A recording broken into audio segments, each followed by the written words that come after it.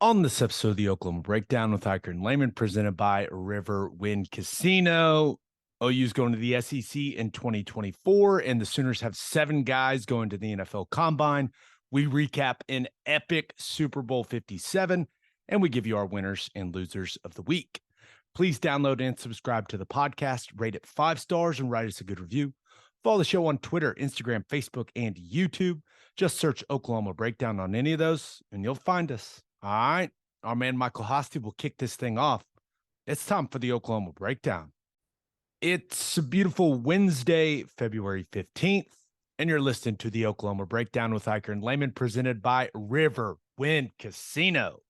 Riverwind is Oklahoma City's premier casino experience, and there are so many reasons why Riverwind is consistently voted OKC's #1 casino, but it all starts with their amazing variety of gaming thrills and excitement. Riverwind's beautiful, award-winning environment plays host to more than 2,800 of the latest electronic games with a huge selection of table games, including blackjack match roulette, and Teddy's favorite, craps. No matter what your game, Riverwind has it in spades and hearts. And to learn more about their gaming promotions and entertainment options in the month of February, all you have to do is visit riverwind.com. Riverwind Casino, simply the best. Now recording this Wednesday morning. Please leave us a 5-star review and a nice comment while you're at it. Did you have a good Valentine's Day, Ted? Everything go well? Everything was good. Can't complain. Good times. We're able to watch the game at the house on Valentine's Day, so it was all good. I'm sure we'll talk about that. Sooners got a nice win on the hardwood, a much needed win. But any Valentine's Day traditions? You guys do anything? Like anything you?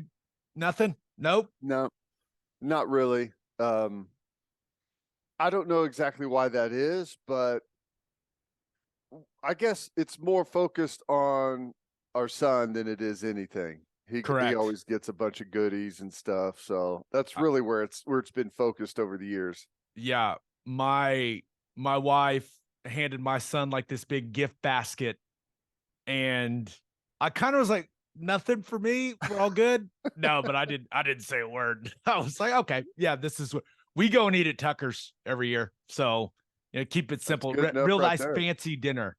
Hey, that place it doesn't have to be super fancy to be great.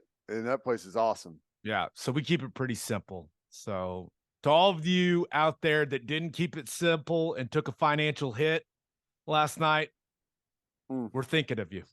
We're thinking of you. And hey, hopefully it paid off. Hopefully it paid off. All right, let's talk some OU football. You and I, we had maintained the position that we believed OU was going to be in the SEC in 2024, and maintaining that position paid off, Ted, because it's now official, right? Announcement came late last week. When it finally was made official, what was your reaction, man? Well, started to hear some stuff from some folks that it was imminent. It was going to be announced in the next, like, really, really soon. So I was excited, man. I'm glad to finally have, a concrete date and time and to make this thing official.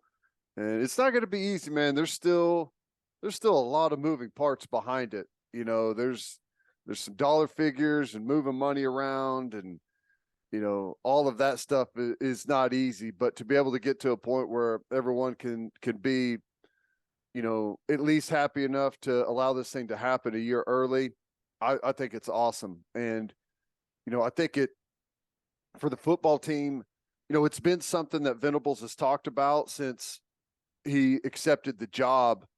And, I think it's something that you're going to be able to take to recruits right away, instead of like this distant time where it may happen.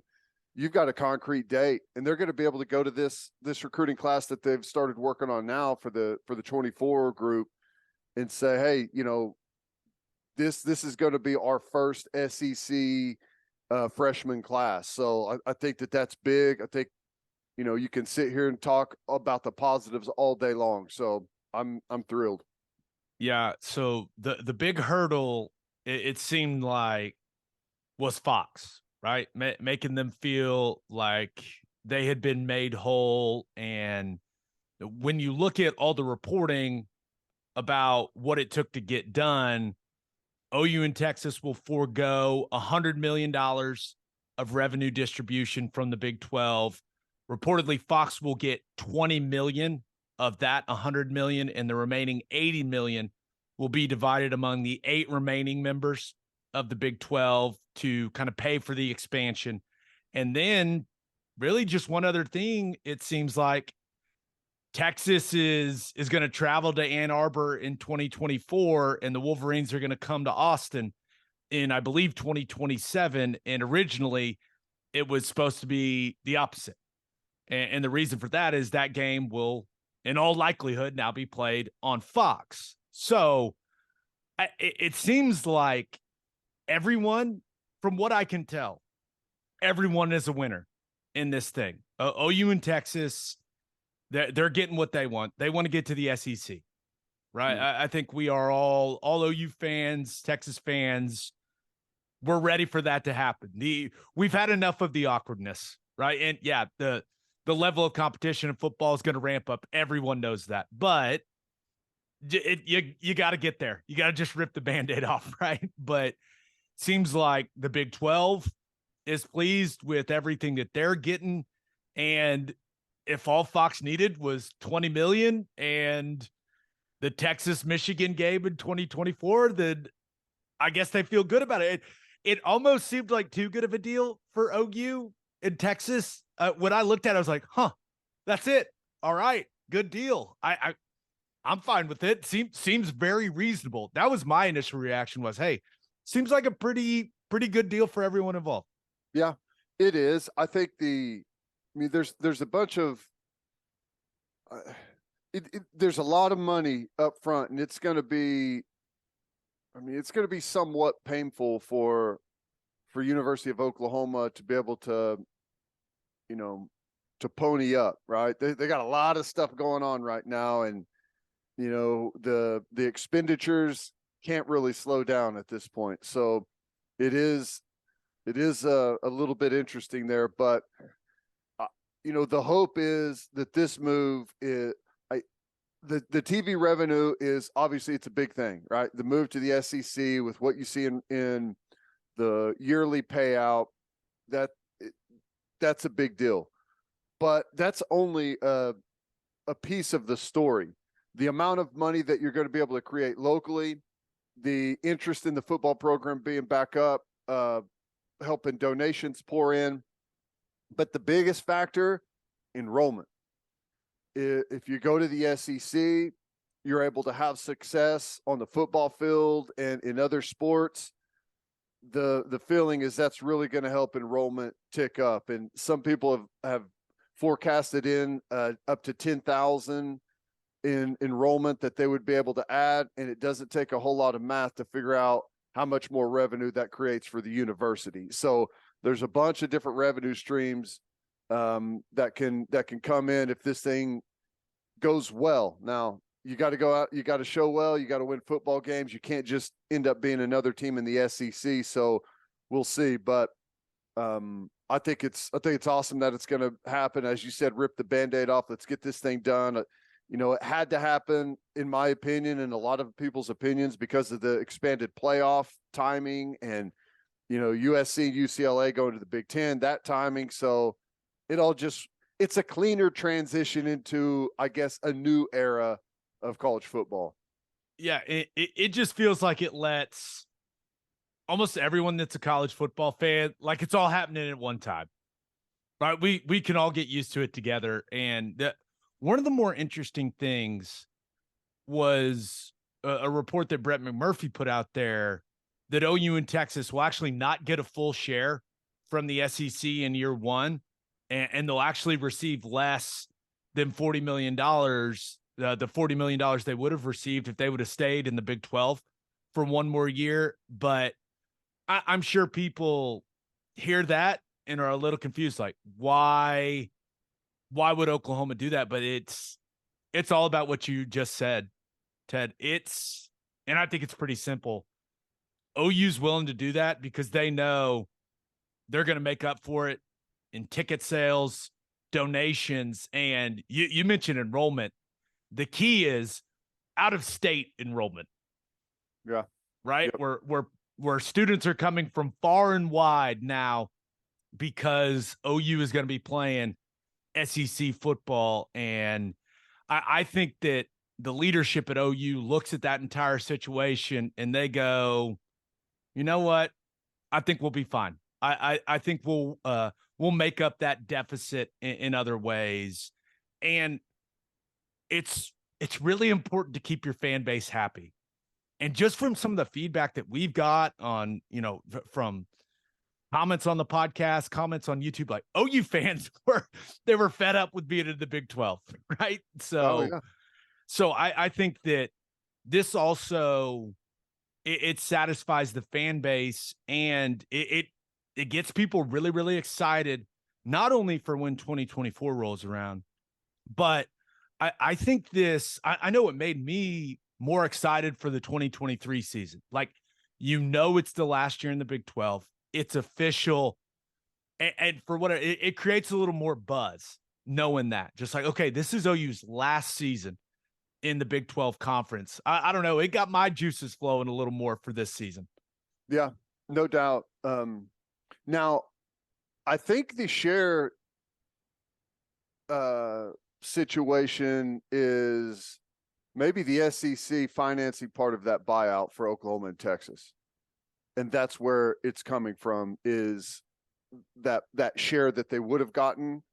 It's maybe pulled from it now, perhaps, and that's going to maybe knock down the number that they've got to come with right away. Well, when you think about the revenue distribution that OU and Texas aren't taking, a significant portion of that, I imagine, once again, I'm not an expert on all of this stuff, but I know that the TV partners write those big checks, right?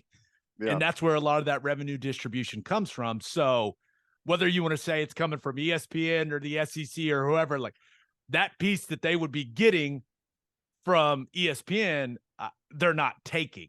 Right. So I'm sure this is what I know.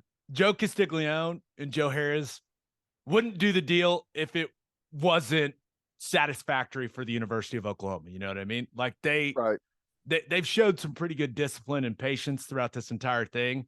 So I don't think they would do it if they were getting a terrible deal in this whole thing. No. I really don't.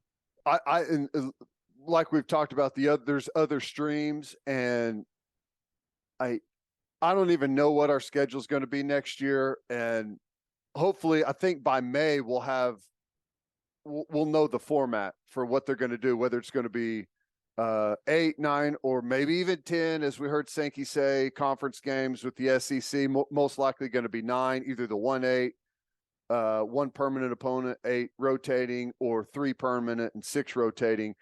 I think we'll know that by May. And whatever it is, whenever you compare what our schedule is this fall compared to what it's going to be next fall, you'll see exactly why they were willing to fork over however much dollars it took to get this thing done, because the amount of interest and money that's going to pour in locally from that is going to be huge. Yeah. It's going to be exciting, man. We're going to have to learn a lot of new stuff. I know. It's weird. We found our comfort zone on here, and we're going to have to like get to know new people from all these different schools to have them onto the podcast. Man, this is going to take some work for us. Learn all the rosters. I know it's been too easy, really. Whenever you know all of the guys as they rotate through junior, senior, it could be hard to keep it straight with the portal and the COVID year, like who's going to be back and who's not. But yeah, hey, content, right? Easy content, getting up to speed with all of our new conference opponents. So it is a bit daunting, but it's going to be fun. We'll all learn together, man. It'll be fun. It's going to be fun, man. I'm so excited. That would be cool. Do like a little intro podcast for each team, have someone on and just catch us up. What's going on there? Yeah. Like, hey, what do we need to know? You know, right. Hey, if our fans are coming to a game there, what do we need to know? What do we avoid? What do we want to do? Like we'll do a lot of that stuff moving forward, especially once we have that schedule for 2024. But the last thing I wanted to hit with the SEC news. Did you see Switzer's comments in the Tulsa World? Yeah, I did. He's the best, man. I mean, we got to get the king on here. I know that we've been saying that for a while, but I think I don't think anyone that knows Barry Switzer, the man speaks his mind. Like there's no doubt about that. But I saw what he said, and here's some of the quotes. Quote, "I'm concerned. I know what it'll look like. It'll look like we're playing Texas every bleeping week." He also added, "You've got to be good. I don't know if we're good enough right now. We'll have to get better on defense." Yeah. I mean, I don't think anyone, I was surprised that people were surprised by what Barry said. Because, I mean, we just saw this program struggle in the Big 12. The SEC is the best conference in all of college football. Yet you got to get better. The roster has to improve. We've been talking about this, like the overall level of talent on the roster. It just has to get better. So I was surprised that some people had such a strong reaction to the King's comments. I don't know why. It's like, yeah, duh, you have to get better. I don't know why people had such a strong reaction to that. Well, I don't know. I think is it because he almost made it sound like going to the SEC is a bad idea? Like that's how it kind of comes off. Yeah, it did, because one of the other quotes was, in a couple of years I'm gonna be asking, whoever is responsible for this move, raise your hand, right? And I think I agree with pretty much everything that he says. I mean, you do have to get better. You got to get way better on defense. We got to get better on offense. There's not a portion of our team that doesn't have to get better. It is going to be more difficult. The schedule's going to be more grueling. We're going to be playing teams that look like Texas as far as what the athletes on the other sideline are going to be looking like. Absolutely. I guess my difference is I think that Oklahoma is going to rise to the occasion. I think the future is bright. I think that this is going to give us the juice, the energy that the program's needed. A new challenge, right? So I'm excited for it, and I believe that we're going to be saying in a couple of years, raise your hand, who's responsible for this move? Let us know, because it's been amazing. That's what I think. I truly believe this. I don't think a Big 12 team is ever going to win another championship in college football. And that maybe I end up being wrong about that, right? We just saw TCU playing the national title game. But we all saw TCU playing the national title game and what it looked like against Georgia. Mm-hmm. I think because the standard for this program is not to get close. It's to go win the whole damn thing.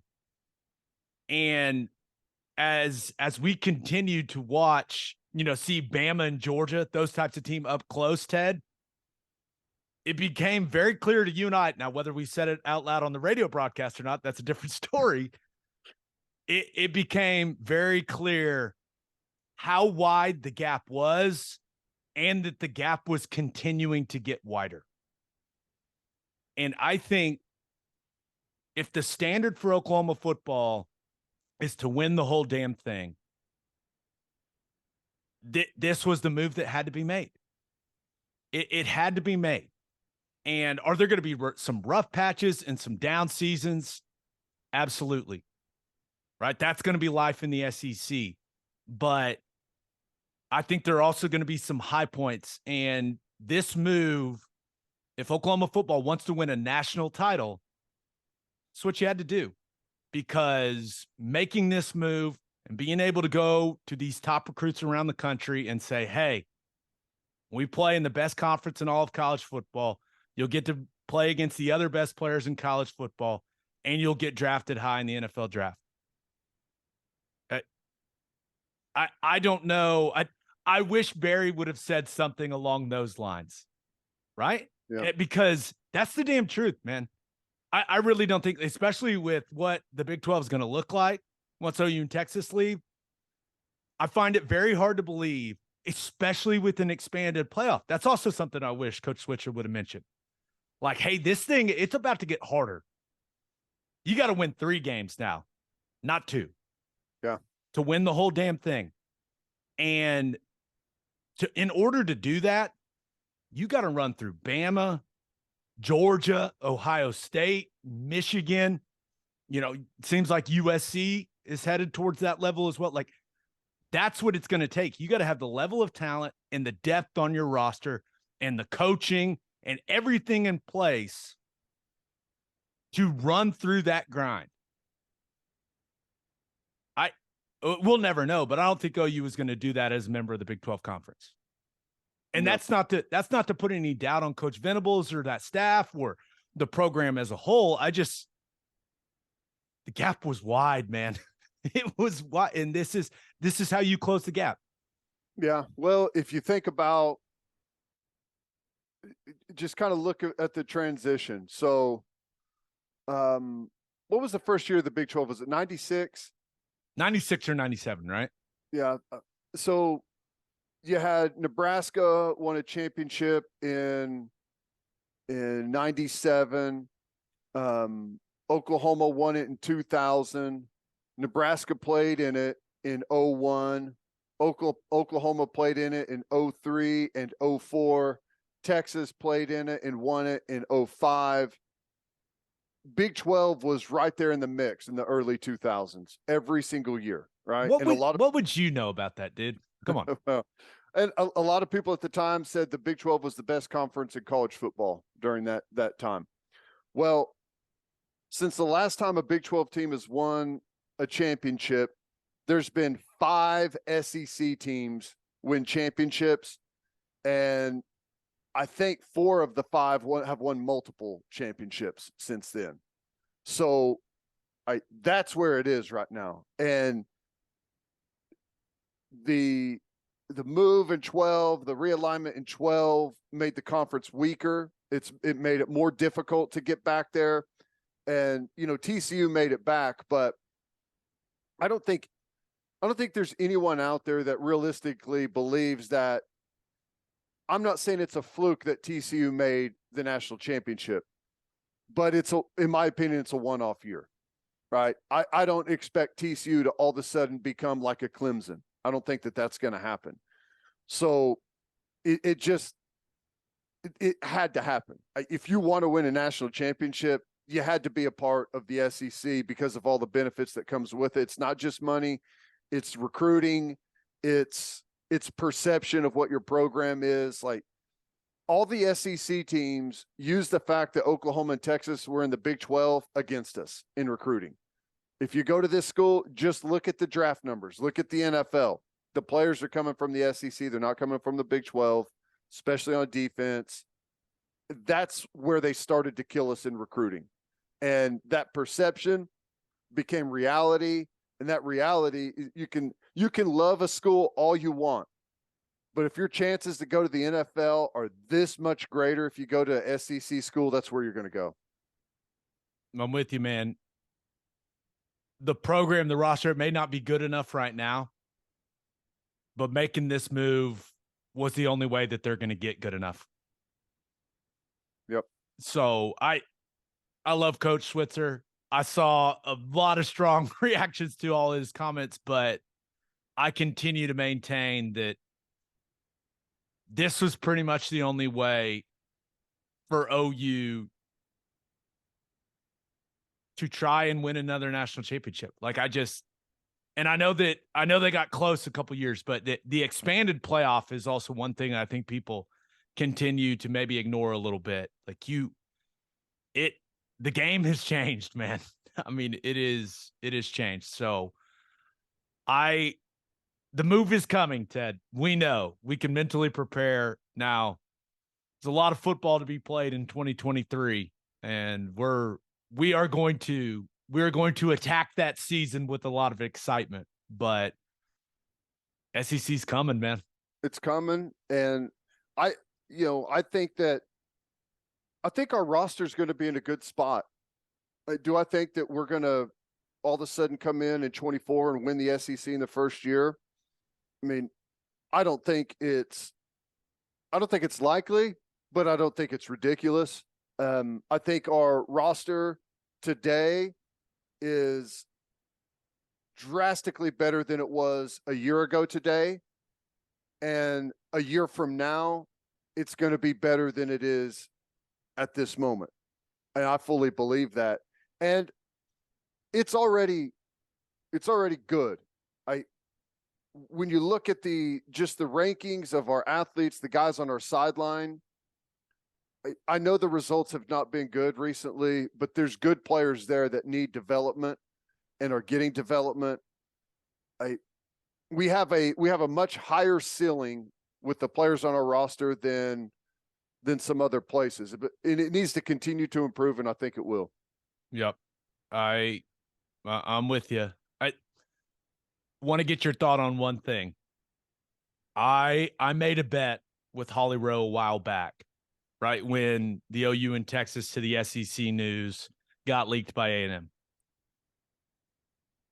I have a $1,000 bet with her that OU will win the SEC in its first 10 years in the league. I feel very good about that. Now, it's not going to be easy.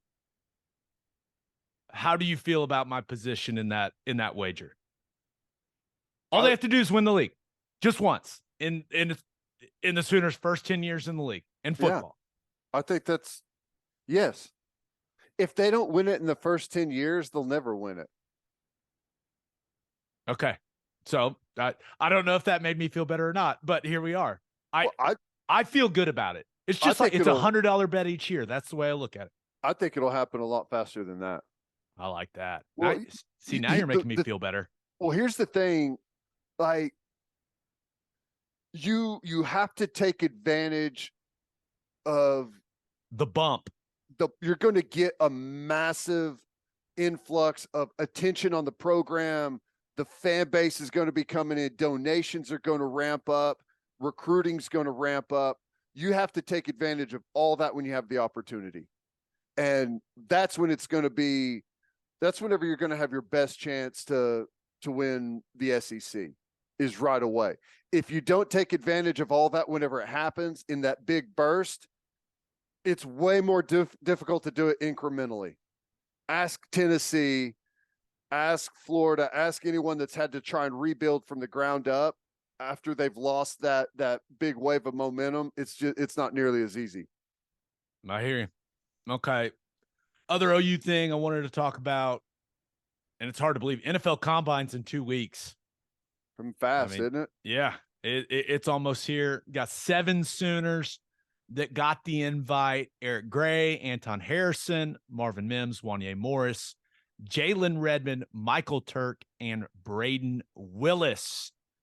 How are we feeling about that invite list? Any snubs, right? No Deshaun White, no CJ Colton, no Chris Murray. I was a little surprised CJ Colton didn't get the nod because he's got some solid measurables and played some good football down the stretch for them.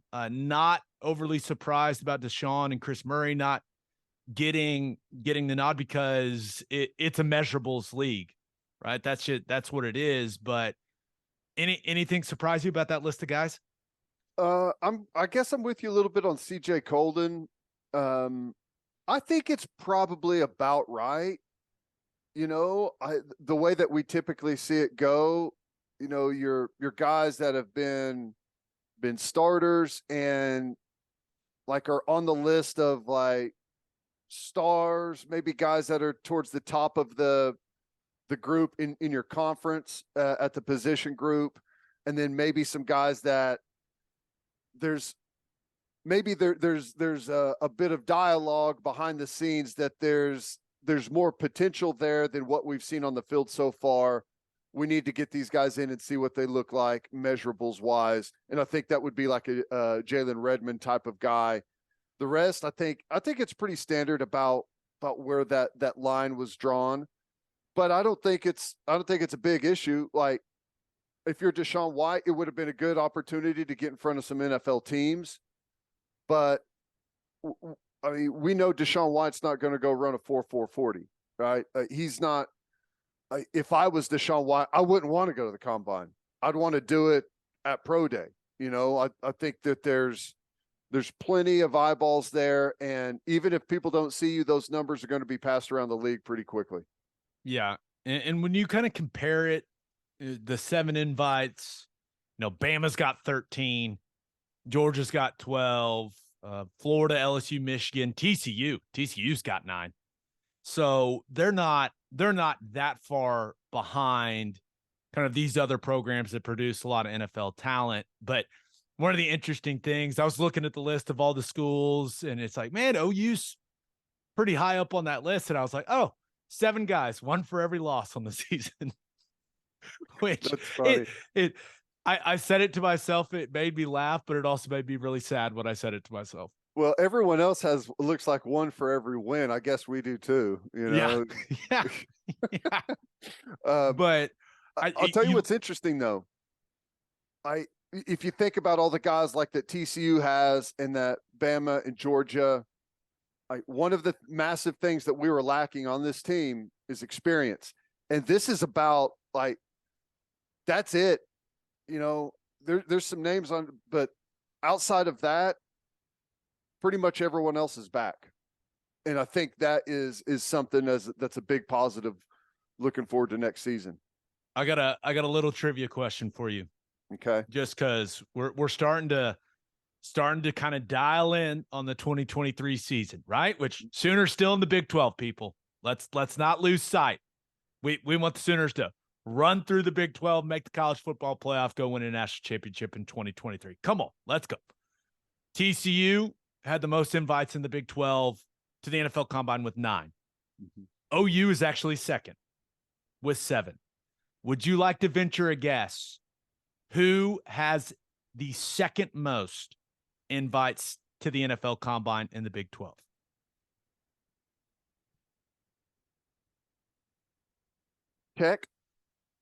Tech, shockingly, 2 invites. Now, one of them is going to be a top 15 or so pick when you look at Tyree Wilson, but yeah, all he's doing is the picture, I think. Yeah. So how about this? UCF, only 1 invite. West Virginia Tech, Oklahoma State, Kansas, and Baylor all only have 2. Houston and BYU, 3 invites. Kansas State and Iowa State, 4. The Longhorns have 6. And how about Cincinnati? Cincy, huh? Checking in with 6. Okay. Or maybe Texas had 5 and Cincinnati had 6. But I remember seeing it and going, Cincinnati right behind OU. And it just made me realize, because what they had 9 guys drafted or something like that a couple of years ago. Yeah. After the playoff run, and they got another 6. And I was thinking one of those things, maybe Cincinnati's a little more talented than I realize. Yeah, I think that they probably are. Now, are they going to be able to keep that up? Now, they lost Fickle, but you got to imagine joining the Big 12 has to help give those schools a bit of a boost in the caliber of player they've been trying to bring in. Yeah, you would think. All right, let's get to call your shot. We asked you guys, what was the most important thing that happened this week for Oklahoma football? And this is an interesting answer, because we haven't seen it before. And it comes from Sooner Driver. He said, midseason enrollees and freshmen being made available to the media. Got to think this is sending a message to players, fans, and recruits that immediate opportunities to contribute to the culture and on-field success is there for everyone. Did you see what Eric Bailey put out? That Venable said Thursday's all the new guys available for the media. We have never seen that around here. No. I think it's good. I think the timing of it is good, right? Before spring, get these people excited about some of the, get them fan base to where they know some of these names, are excited about some of these players before spring gets kicked off. So maybe have some good spring ball attendance.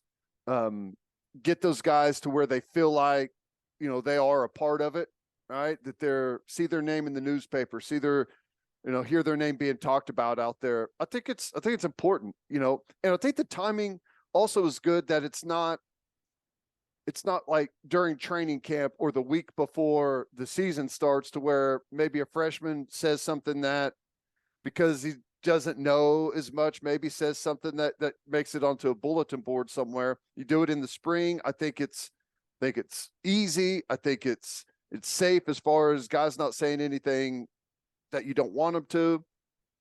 I'm shocked it hasn't happened more.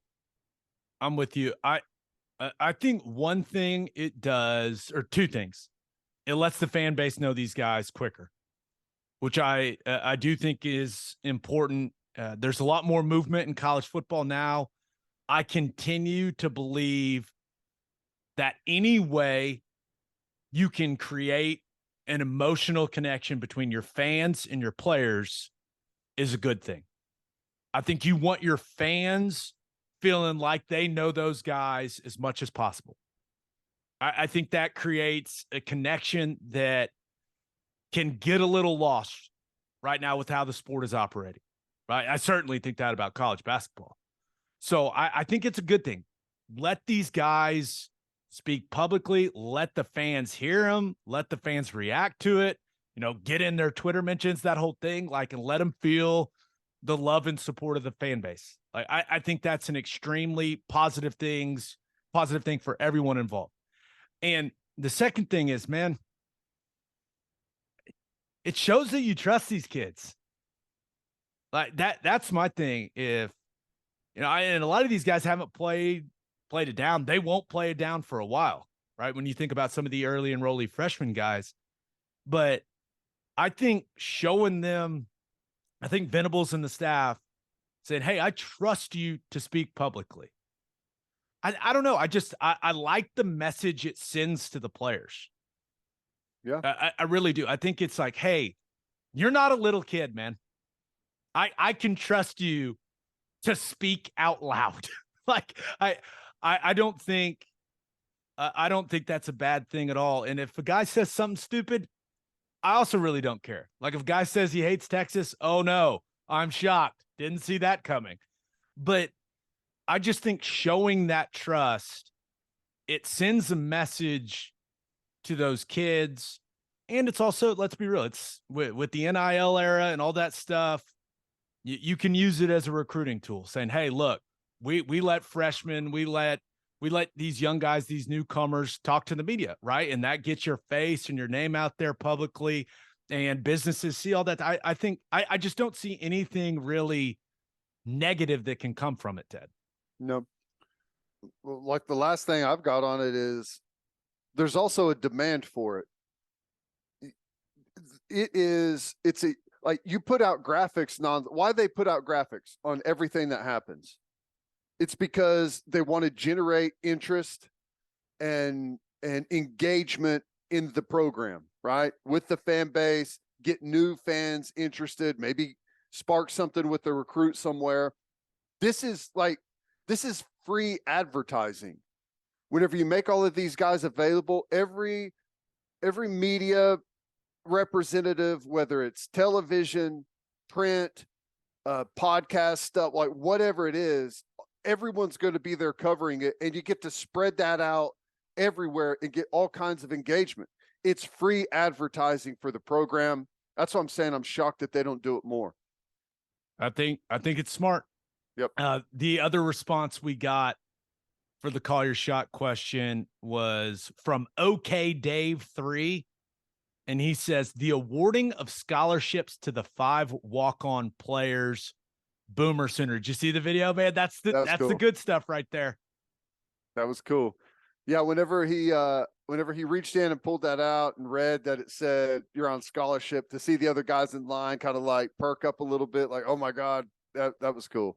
Yeah. So cool. It was Zach Schmidt, Gavin Freeman, Josh Plaster, Pierce Hudgens, and Major Melson. Congrats to those guys, man. That is awesome. They are. It's simple. Rewarded for the hard work, man. That's how it should be. So that was cool to see. And there's the walk-ons getting scholarship videos. Those are way up there on the list of best content in college football, man. Way up there. Love those videos. They're good. They're good. That's a fairly recent deal. I was trying to that never happened when I was in school. Now I know walk-on guys got put on scholarship, but it was never like an announcement in front of the team, which has to be awesome. Did one of those happen when you were at school? I'm trying to remember, man. Bob. Bob wasn't. I mean, we played for the same guy. He wasn't. If it's happening, he wasn't making a big show out of it. That's for sure. Right. Like, and the content game wasn't as important as it is now. You know what I mean? For sure. But yeah. Congrats to those dudes. All right, birthday shout outs. Welcome to the world, Lennox Lucia Cole. Welcome to the world, Owen Ray James. Happy 4th birthday to Hudson Liam Talbert. Happy 7th birthday to Liam Kingfisher. Happy 9th birthday to Colin Nader Hollingsworth. Happy 22nd birthday to Logan Harper. Happy birthday to Jim Kaltenbacher. Happy birthday to Tracy Kaltenbacher. And congratulations to Hannah and Mason Whitlock on the news that Hannah is pregnant with their first child. Let's go. Very Congrats, nice. Guys. Congrats. All right, let's recap the Super Bowl. But first, Love's Travel Stops is now offering a nationwide 10-cent per gallon discount on gas and auto diesel.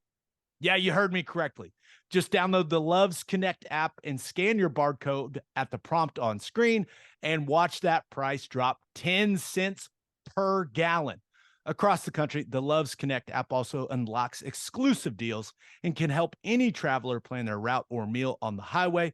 So before you hit the road, be sure to download the Loves Connect app to save 10 cents per gallon and experience the country's best highway hospitality at Love's Travel Stops. Love's also has you covered if you forget your phone charger or headphones with their expanded mobile to go zone. And of course, don't forget to grab yourself some of that delicious Java Amore.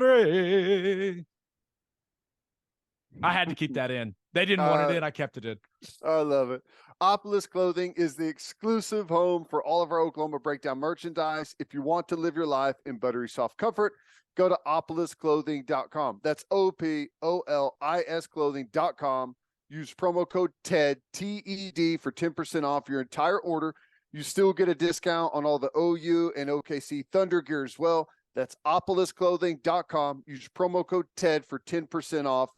Buttery soft and 10% off. And I'm starting to get feedback, people seeing the new gear out in the wild and asking how they could pick it up. So don't forget the new gear has dropped. Yeah, new merch. Don't forget to use the promo code TED, TED. All right, let's talk some Super Bowl, man. So obviously I went to the game, sat with Creed Humphrey's parents. It was an amazing experience, and we'll do a little weekend recap. It was a 3-day grind, dude. But what'd you think of the game? One of the best we've ever seen. Did the defensive holding call ruin it for you? It didn't ruin it, but it changed the ending big time. I think the Chiefs would have won, but it did take away the opportunity for Philly to go down and try and answer. It didn't ruin it, but it did rob us of what maybe would have been a thrilling end to it. But it was still a fantastic game. What's crazy to me is how fast the game was. The coin toss was at like 5:35, and they had like a feature-length film in the coin toss. So I don't know what time they actually kicked off, but the game was over at like 9:15. The game was fast, man, including a 30-minute halftime. Well, it's because the Eagles went on some just ridiculous drives, man. I know it. Just What was that one converting play? on 3rd and 4th down. 17 play drive, longest in Super Bowl history. Yeah, it was a great game. And I've got a question for you. Mm-hmm. So, big brain on Jerick McKinnon, right? Laying down, and I know that probably made some people that had a McKinnon anytime touchdown prop bet very, very angry. And it did. I'm not going to say it robbed us, but it certainly took away the chance of a much more dramatic ending to that football game if the Eagles would have gotten the ball back. I do not know the rule on this, but why, if you're the Eagles, and I've never heard of a team practicing this either, but because McKinnon kind of pauses, right, before he goes down. Why not just pick him up and put him in the end zone if you're the Eagles? Is that against the rules? I don't know. But no. if I was a team in that situation, that is what I would have my linebackers like trail him and physically pick him up off the ground and go and put him in the end zone and basically score with him to where we got the ball back. And people would freak out. They would say that's not how the game is meant to be played. I get that, but it's the Super Bowl, man. You got to do what you got to do. So that's I didn't know. Is that against the rules? No, it's not against the rules. I think it's one of those things where it's such a rare circumstance that it's not practiced, right? When you relay in, let them score. I think the players assume just like kind of give up on the play. It shouldn't be let them score. It should be relayed into the Mike backer, make them score. Make them score. Make them score. And it's not like Philly doesn't have the guys, right? This is what, and I was talking to Creed's dad about this in the stands. I was like, hey, they should have told Ndamukong Suh and Fletcher Cox, go put that guy in the end zone. Pick him up and put him in the end zone. I didn't know if that was against the rules. I wasn't sure what, but that's what was going through my head. Is like, don't let him take a knee. Don't let him give himself up. Go and put him in the end zone. Yeah, no, that was interesting. And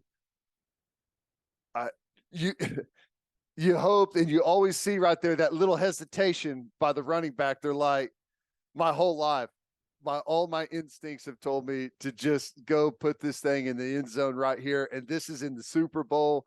It's hard to fight against that and go down, but heads up from the Chiefs. Like, there's a lot of communication going on right there that not only is Philly saying we need to let them score, Kansas City is saying they're going to try and let us score. Don't go in the end zone. So there's a lot of back and forth going on there, and credit Kansas City for being able to, they executed the end of that game flawlessly. Whatever you think of the defensive holding, after that happened, they executed it as perfect as you can.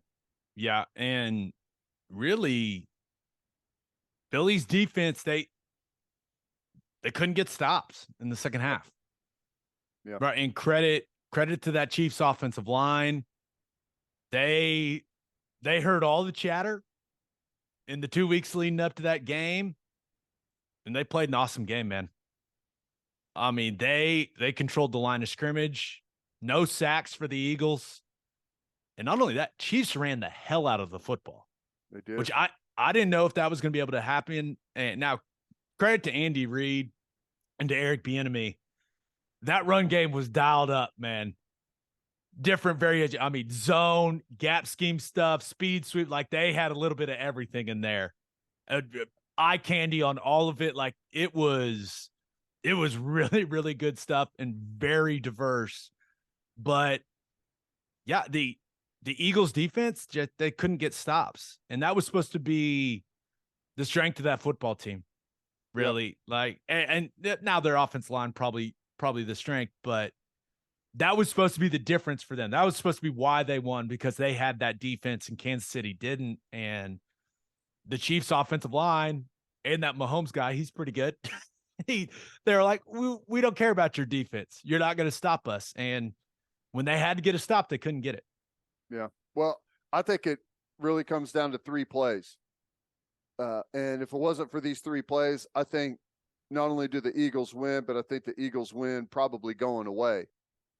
The fumble recovery for a touchdown, massive play.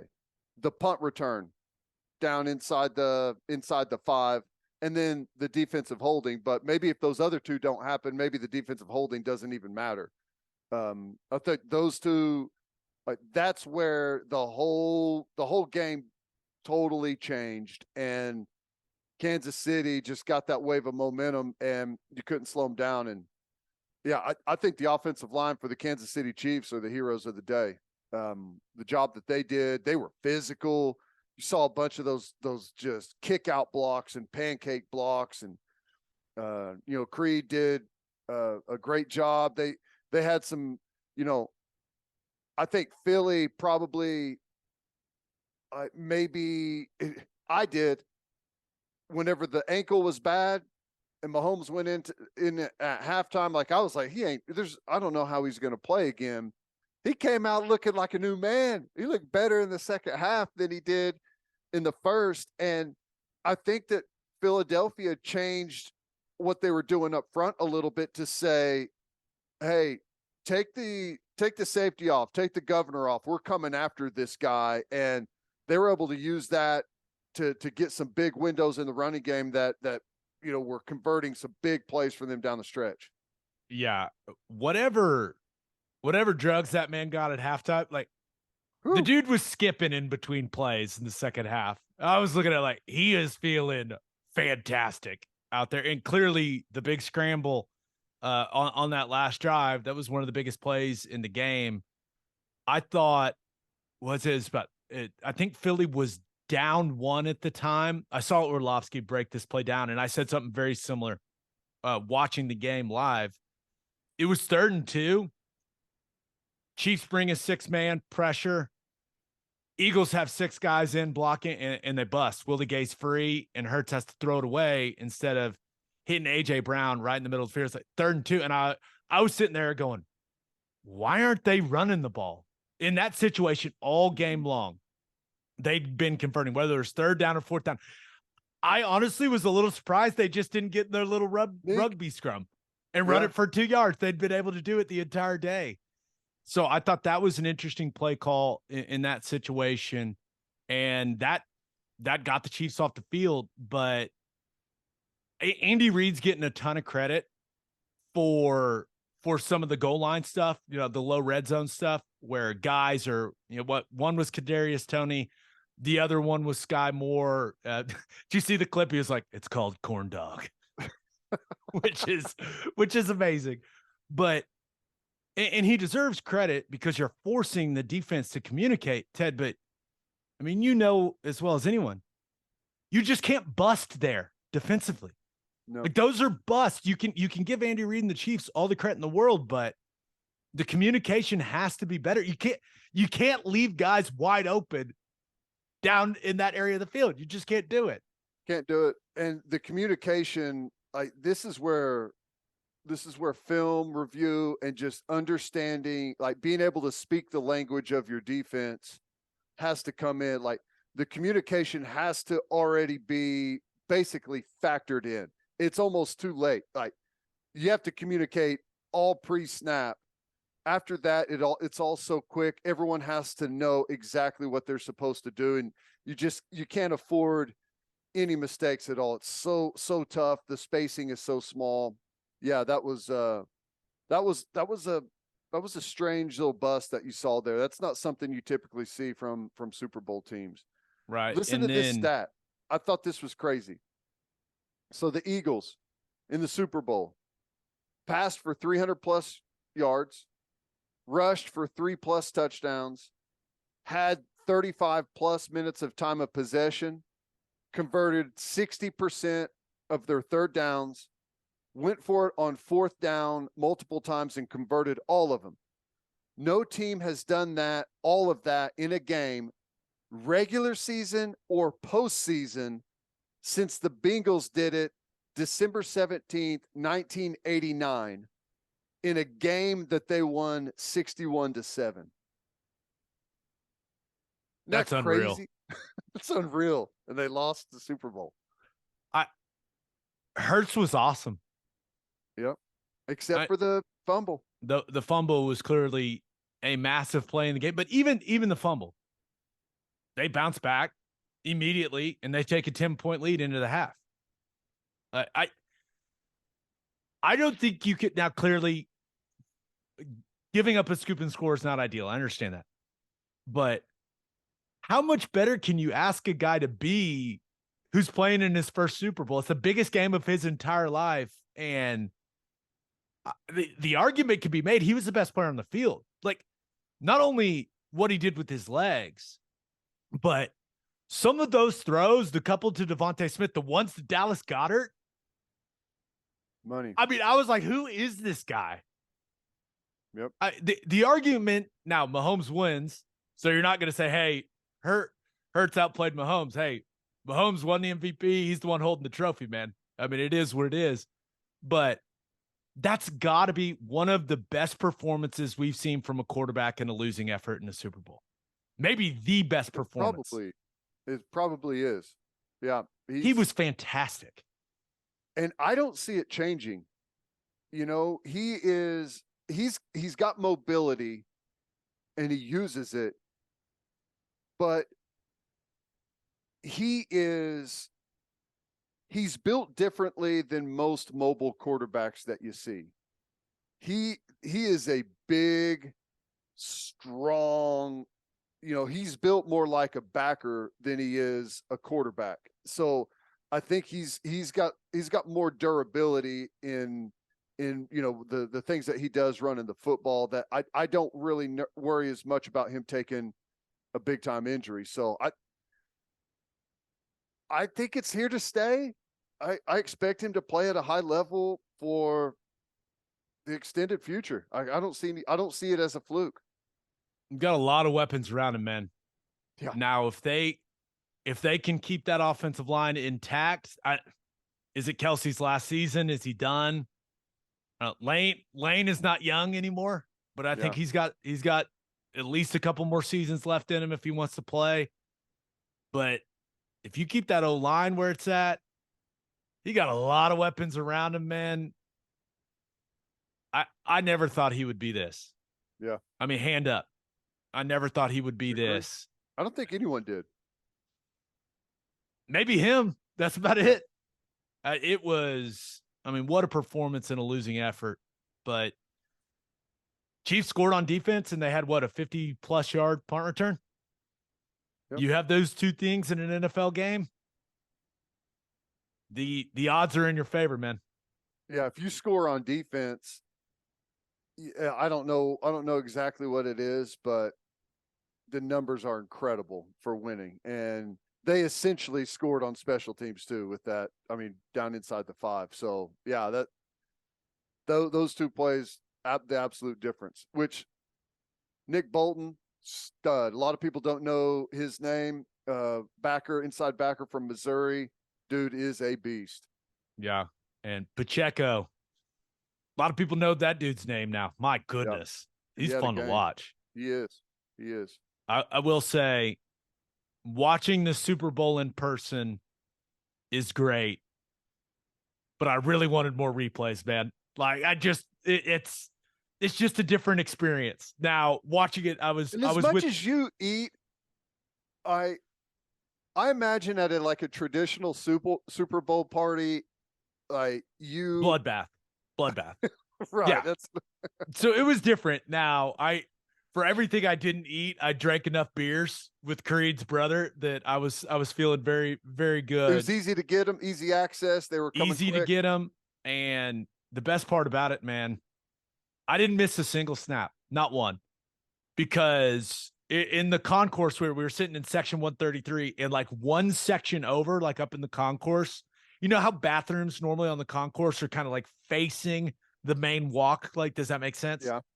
There were 2 bathrooms like tucked back in a hallway, like on the sides. I think I peed like 5 or 6 times during the game. Nobody knew they were there? No one knew that. Never waited in line once. Awesome. Just was peeing freely, grabbing beers on my way back to the seat. Like it was awesome. And some of celebrating some of Creed's pancakes in the stands with his family. That was, I mean, it was so much fun. But the one other thing that we haven't talked about regarding the game, it was just funny, man. I mean, Oklahoma State puts out that tweet bragging about how they were the ones that made the grass. And then everyone and their dogs complaining about the grass and how bad the field was. It was almost too perfect, man. And I have played a game in that stadium, right? We played the Fiesta Bowl there. The grass was awful then. I feel like anyone that has played there knew the grass was going to be awful. And it was, but it was just funny that Oklahoma State claimed the grass like, oh, it took us a couple years. We've made this fancy grass. And then guys just slipping and falling all over the place. Everyone complaining about it. It was hilarious. That was great. I thought it was hilarious. I don't know who said this, but I saw it on Twitter. And it was basically, does anyone else think it's funny that a school that claims to be the number one like ag grass developer in the country plays on an artificial field? Like, how funny is that? Like, they don't even use their own specialty grass on their field. Pretty funny. Yeah, no, that's a good point. I hadn't thought about that, but yeah, I know there are a lot of complaints about the field, and I agree. Like, you would, in an ideal world, right? You play the Super Bowl on a surface that's just a non-factor in the game, right? But grass is part of football. Slipping and falling in grass is part of football, and both teams are playing on the same field, man. I agree. And I'll say this, a couple of quick points. First of all, like, it's a cool idea to do the whole grass inside the turf, or inside the dome thing, but it's way too big of a pain in the ass, and the result is not very good. Just lay some turf down in there, make it so much easier on everyone else. But number two, I always say that your cleats are a tool, right? And you have to know how to use them, and you have to adapt how you're using them to the field that you're on. And I saw guys out there that were just fine. Did you see the couple of moves that Scott, the running back for Philly, put on some guys out there? He didn't have a problem getting his toes in the ground. So I think it was maybe some guys not using the right cleats.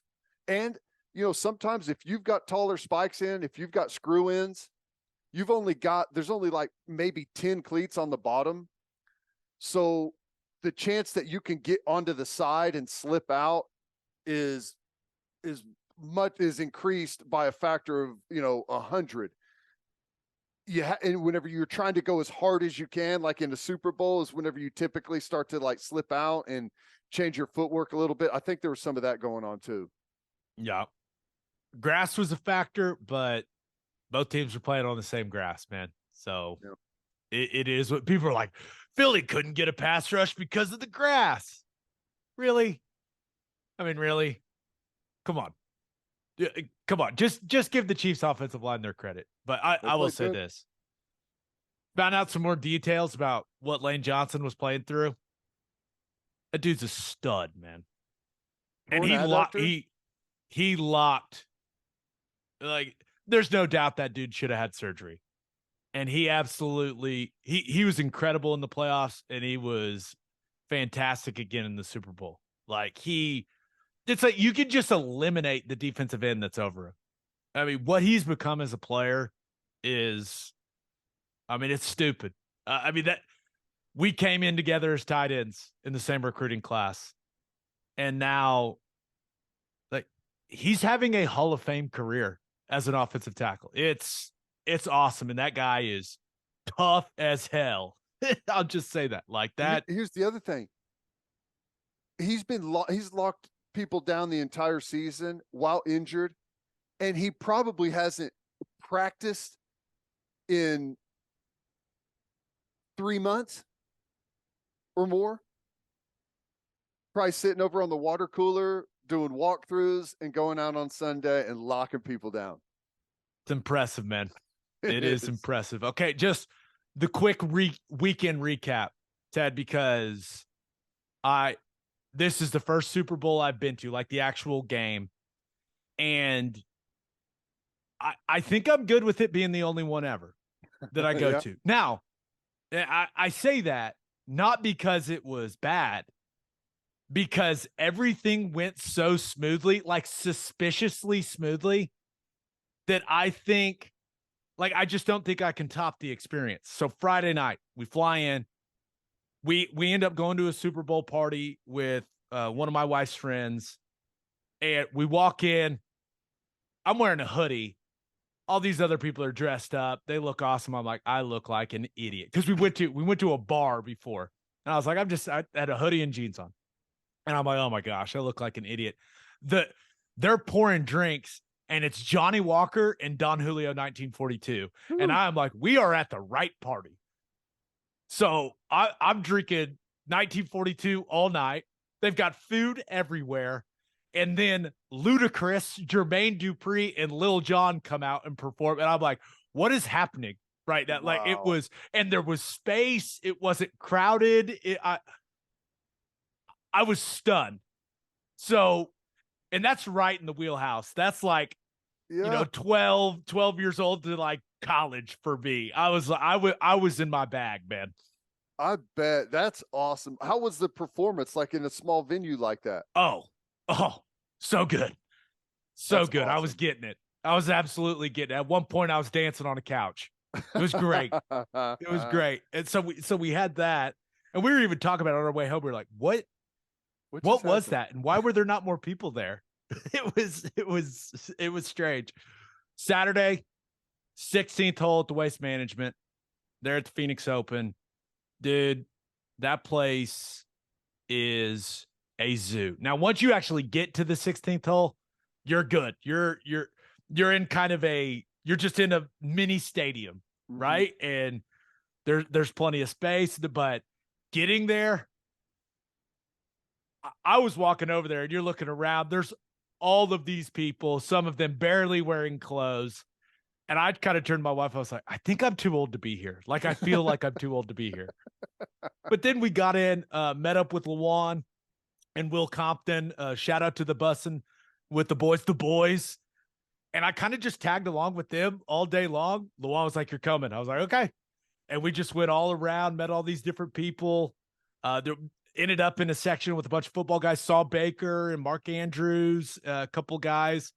Met the Bosa brothers. My God, they are exactly how you think they would be. They're a fun time. Yeah, but it was great. And got in, got out. Awesome. And then Sunday, the Rihanna halftime show. It was super easy to get to the stadium. You had the Rihanna halftime show. The game was amazing. Went to the Chiefs after party. Chainsmokers, DJ Khaled, and Jason Derulo, who, by the way, I think is an Eagles fan. His hair was green for the performance. I was about to ask, so like for the celebration, is that same celebration, would that have been for the Eagles had they won? I believe the party happens no matter what. Like, okay. It's either whether you're happy drinking or sad drinking. Gotcha. But yeah, so we weaseled our way into the Chiefs after party and we were there till like 3 a.m. It was awesome. Just constantly hugging Blake and Creed. It was it was an incredible weekend. An incredible weekend. And I almost the whole time was waiting for one thing that would like really piss me off about the weekend. Like, there it is. It never came. Never happened. Never happened. No flight cancellations. No hotel issues. Nothing. Did you see Joe Thomas out there? I did not get to see Joe. He was booked. Turns out you get elected to the Hall of Fame, they want you to do a bunch of scheduled stuff. Oh, man. But don't worry, we'll catch up eventually. But yeah, it was awesome. That sounds awesome. So that's one of those things where like, I don't think I need to do it again. I'm good. It's you hit the perfect brush stroke on the painting. It's done. No more. This is the example I'll give. I've been on one whale watching tour in my life. And we get on the boat and we are 5 minutes in, and whales just everywhere, crisscrossing, swirling. It's like, is it Prudential? What's the life insurance commercial? Who does the? Yeah, I think that's right. I think it's Yeah, it's Prudential. just like humpbacks left and right. And I'm looking around like, this doesn't seem normal. This lady's just like, I've been doing this for 15 years. This is the best whale watching I've ever seen. And I was like, okay, I'm good. One time. That's all I need. I'm good. Yeah. That's kind of how I feel about my Super Bowl experience. That's awesome. That's good. That's perfect. It was a good weekend, man. I'm glad the way it unfolded was awesome. I wish we would have seen a little bit more of an organic ending to it, but other than that, I thought it was a great game. I'm with you. All right, let's finish up with our winners and losers of the week. But first, Bishop McGuinness Catholic High School represents a tradition of educational excellence in Oklahoma City. Grounded in a faith-based education, students prepare to meet their potential with an individualized academic path that strives for success. Bishop McGuinness offers a college prep curriculum that includes 22 AP courses, participation in OSS AA athletics, where they've won over 100 state championships, and numerous clubs and organizations for students to join and grow. If you want to provide the best possible educational and spiritual development for your children, contact Bishop McGuinness Catholic High School or visit bmchs.org. Financial aid is available. And attention business owners, you need Insurica in your life. Insurica is one of the country's largest insurance brokers with 30 offices throughout Oklahoma, Texas, and the Southwest. Insurica is able to customize programs by accessing the latest information from many insurance carriers. They compare and contrast coverage offerings and pricing in order to design a cost-effective, comprehensive program to meet your business's specific needs. Insurica's clients become best-in-class businesses by working with Insurica's team of advisors to manage risk. Purchasing insurance is only one way to protect your business. Best-in-class businesses win by avoiding a loss in the first place. If your business partners with Insurica, you'll save huge amounts of money and take back control of your total cost of risk. I'm an Insurica client, and you should be too. If your business wants to be best in class, connect with Insurica at insurica.com. That's INSURICA.com. As always, Ted, kick us off. Who do you have as your winner of the week? We got one, baby. OU men's hoops. Needed it. Yeah. Sherfield was big. Tanner Groves was big. That was exactly what they needed. Got off to a nice start. First half was tight ball game, back and forth. We had a little lead there, and they closed the gap some on us, but second half we ran away with it. That was awesome. That's exactly what that team needed. Hopefully that sparks something there a little bit, and they can get on a bit of a run. It's going to be brutal, though. Schedule is brutal. I think their remaining 3 road games are going to be really tough. You end with TCU at home, and I think you got Tech at home as well. But gosh, that was a much needed win for those guys. I'm happy they got it. They shot the ball well, and they took care of the basketball. Yep. Now, it's obviously a make or miss game, right? That's basketball, but they had been so careless with the ball over the last several games, just racking up turnover after turnover after turnover, and that didn't happen against Kansas State. They valued the ball. They hit shots. It's one of those things where you watch it like, why don't they do that all the time?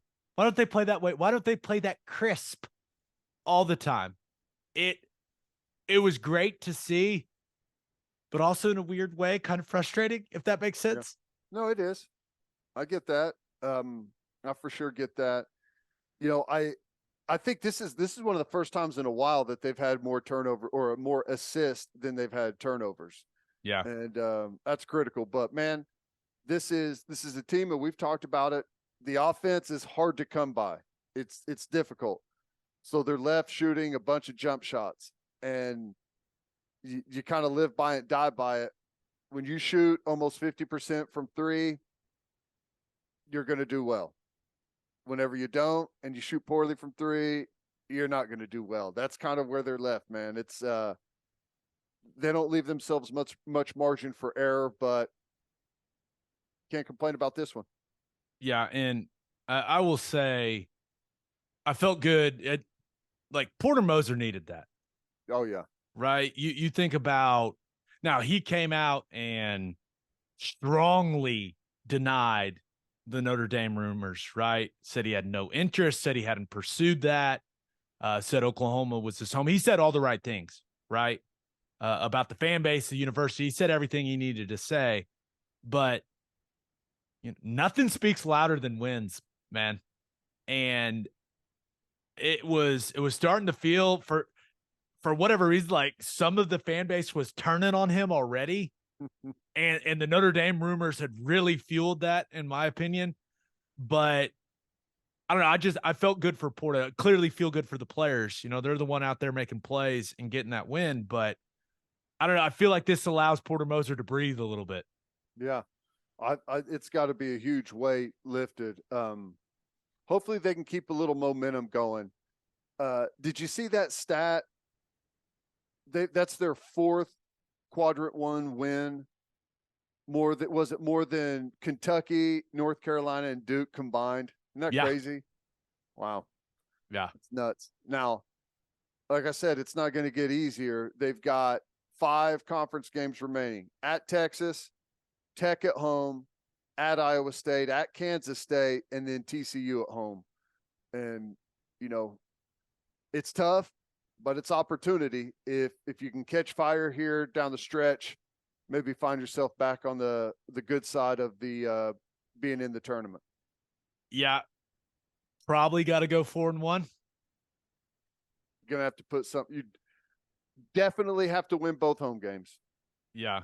And I mean, Adam, I think you're probably right. Not even counting for the conference tournament. You're probably right. Probably got to win 2 of the road games.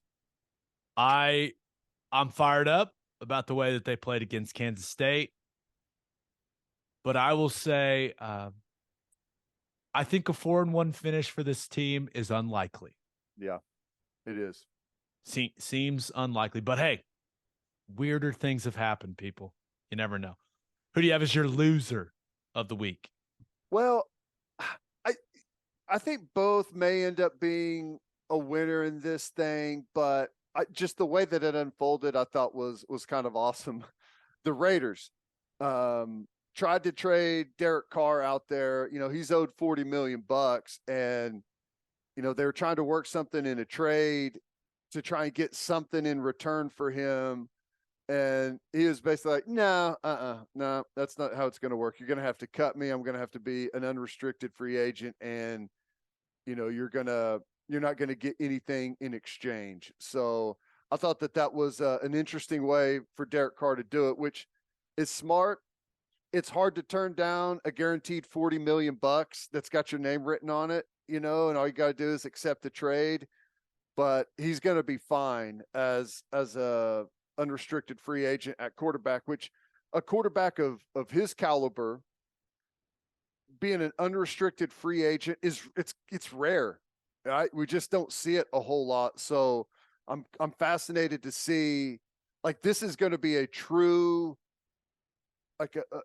test of what the market is like out there. A lot of times whenever you're keeping a guy, you're not going up against other bidders out there. They're kind of guessing at maybe what the market is. Here we're going to see what everyone's throwing at him. It's going to be really interesting to see what a guy of his caliber, with his limitations, but what does he pull on the open market? Yeah.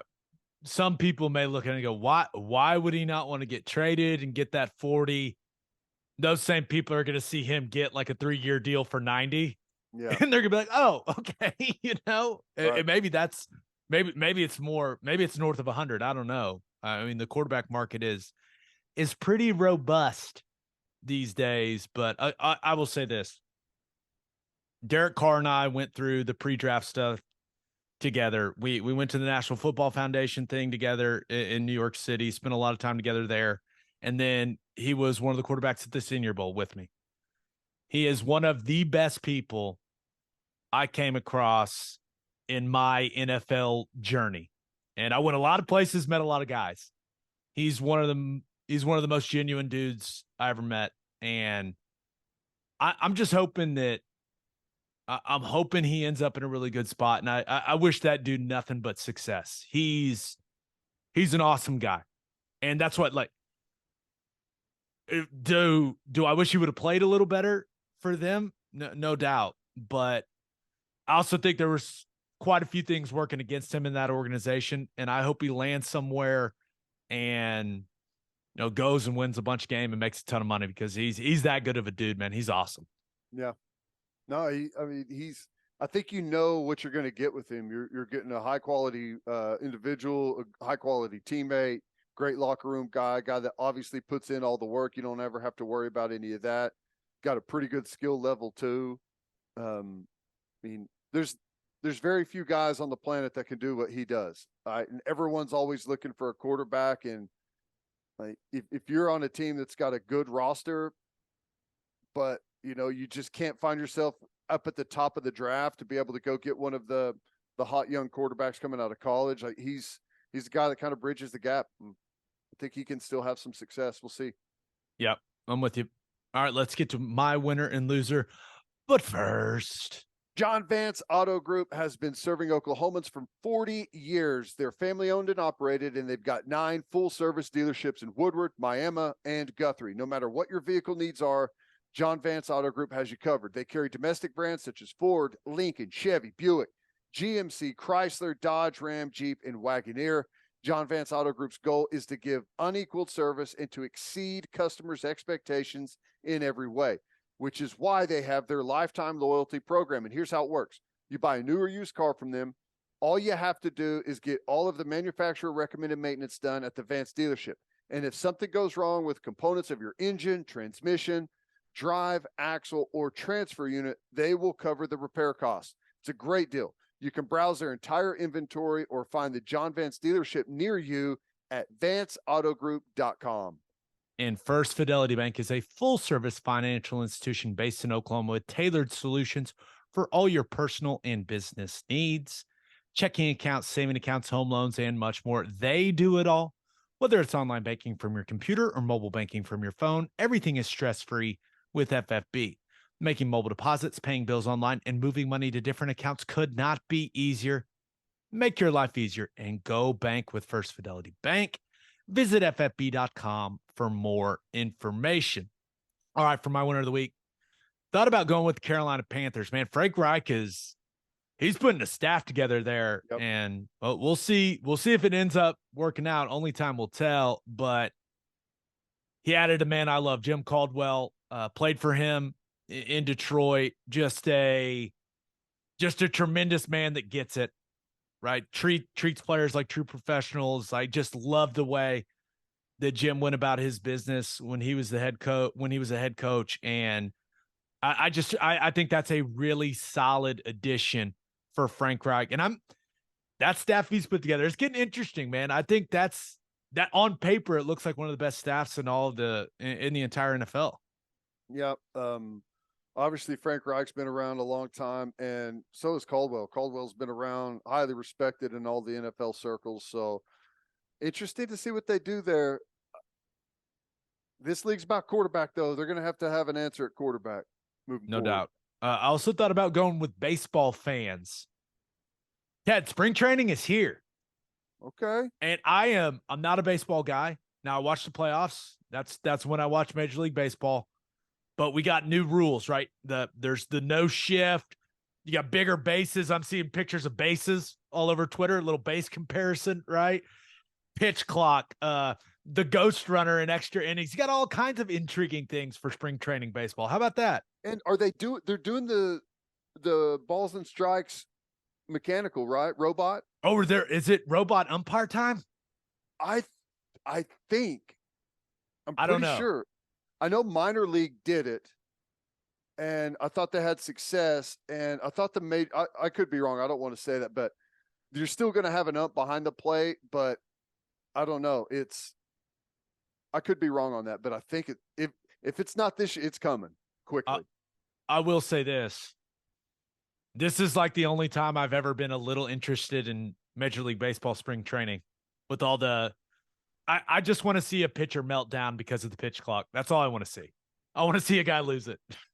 I want to see a guy slide into a gigantic oversized base that's just huge. I know it's not going to be that much bigger, but I think I have pictured in my head, like, like the fat heads, like the bobblehead, like the huge hats that people are wearing around and stuff like that. That's what I'm picturing in my mind, but that's funny. But my winner of the week, come on, man. Golf. Let's go. Tiger Woods is playing golf this week. Let's go. Yeah, now we'll see how it goes. But Tiger giving it a go at the Genesis Invitational there at Riviera. First time we've seen him in a PGA event since July. And how about this? Saw this on SportsCenter with SVP, which there was an Oklahoma Breakdown shirt on that show not too long ago. I don't know. You buy the new merch, peopleopolisclothing.com, promo code TED. This is his first start on tour in a non-major in 844 days. Wow. That's hard to believe, right? Now, the Carr wreck, and remember, that was at this event. Like, he's the host for this event, remember? Mm-hmm. But, man, here's hoping that ankle holds up. It's that right ankle he was saying that's really giving him trouble, but I'm really hoping I don't know. I hope that he can put some magic together, man, and we can watch him on the weekend. I love what he said in his presser, though. He's like, I'm rusty, but I've gone out and done some good things when I'm rusty before, and he said he's coming for that W. He's not there to just be there. So I don't know what's going to happen, but I'm excited to watch Tiger Woods play some golf. I am too. I've been out of the loop on it for a while now. I know previously the swing was fine, but the walking around the course is really what hampered him. Yeah.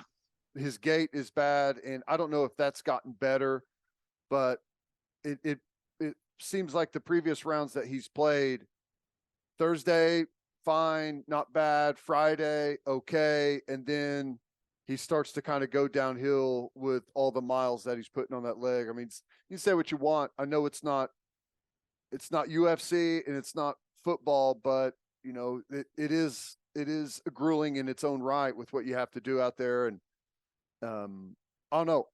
I think not everyone, but most people will agree that golf is much better to watch, more entertaining when Tiger's right there at the top. Yep. 2:04 Central on Thursday. Tiger Woods, Justin Thomas, Rory McIlroy.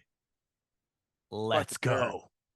Let's Is that go. A random draw pairing that they put together there? Just put him with his two best friends on the tour. I cannot wait. All right, for my loser of the week, thought about going with Nick Sirianni. Losing the Super Bowl is the worst, right? I mean, it's especially for them to play the way that they did and lose. That's got to be tough. But then basically the next day he loses his offensive coordinator and defensive coordinator, right? Indianapolis hired Shane Steichen, and then Arizona hired his DC, Jonathan Gannon. So, I mean, this is what happens when you have success in the National Football League. People want a piece of your staff, and he lost both coordinators like that, man. Yeah, that's tough. That's brutal. Gonna have to figure out how to pick up the pieces and put it back together. But there's a lot of capable guys out there, and I think they'll be okay as long as they keep the majority of that roster together. I think they'll be all right. Yeah, but my loser of the week, Notre Dame. So they lose Tommy Rees, right? And remember, he is an alum. The dude played quarterback there. He loves Notre Dame. Remember, he turned down Brian Kelly to go to LSU. Like, he had that speech, the whole thing. They lose him to Alabama. So you're looking for a new OC, right? If you're the Fighting Irish. Utah's offensive coordinator, Andy Ludwig, or Ludwig, as his ancestors probably said it. He seemed to emerge as Marcus Freeman's guy, right? There were some reports that Ludwig was their main target, right, to replace Tommy Rees, his offense coordinator. But then it comes out, hey, he's staying at Utah.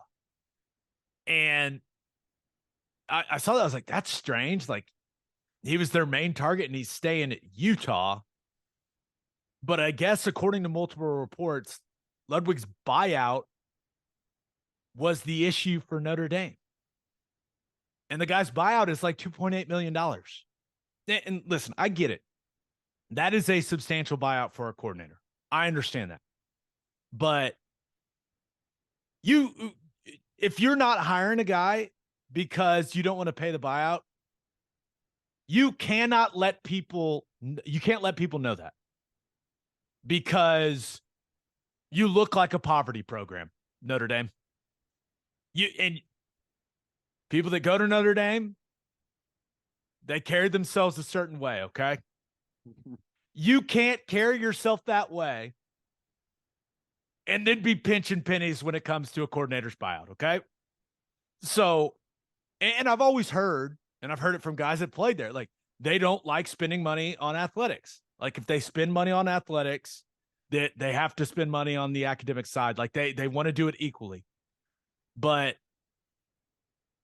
I mean, you can't let everyone know that you wouldn't hire a guy because of this small buyout in the relative scheme of things.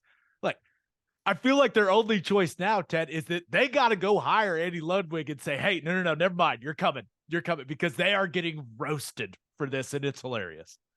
Well, a couple of things. Like, I think Oklahoma was in a bit of this rut or line of thinking for a while themselves, to where it was, we don't need to do all of these other things, pay for all of these other things, because we're Oklahoma. People want to come coach here because we're Oklahoma. Recruits want to come here because we're Oklahoma. So you let your facilities, you get behind, and you get behind on, like, how much you divvy over to your coaching pool to pay coaches, and how many assistants and analysts you have behind the scenes. But like, you just can't do that anymore. You 100% can't. You have to pay to play the game. The other part of it is, I'm interested. Like, it seems like it was very difficult for Nick Saban to get the offensive coordinator that he wanted. It looks like it's going to be difficult for Notre Dame to get the offensive coordinator that they want. Do you think more coaches are more willing to stay where they are right now with the looming 12-team playoff? I don't know. Am I crazy to feel like we haven't seen as much jumping around? And usually whenever you've got a job like Alabama open, like, it's like everyone's climbing over one another to get that job. But it seems like everyone's a little more measured right now. It's interesting. Yeah, it is interesting. And I also think this is a factor. And I've talked to some coaches about this. They're looking to try to get to the NFL.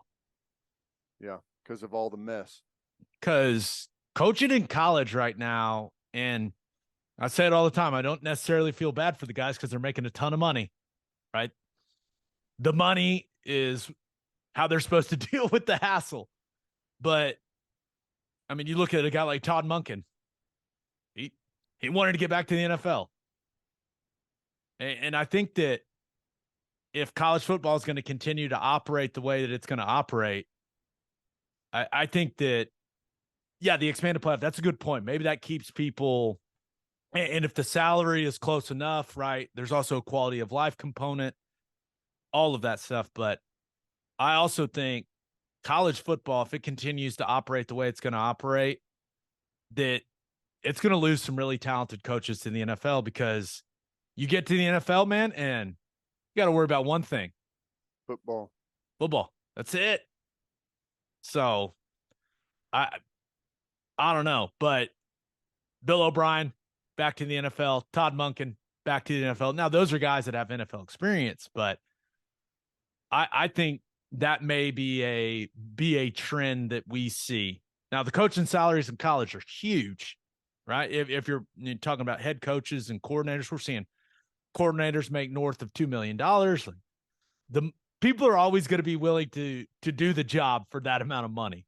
Don't get me wrong, but yeah, I think there's a lot at work when it comes to that whole thing.